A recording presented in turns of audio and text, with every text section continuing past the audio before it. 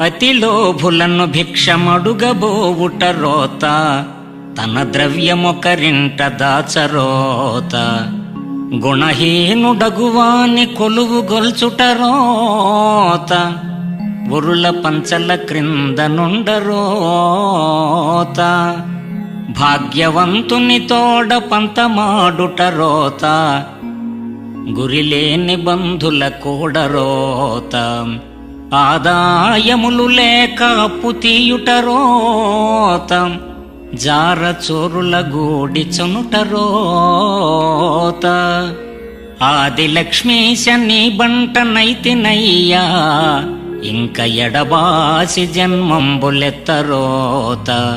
భూషణ వికాస శ్రీధర్మపుర నివాస, దుష్ట సంహార నరసింహ దురిత దూర.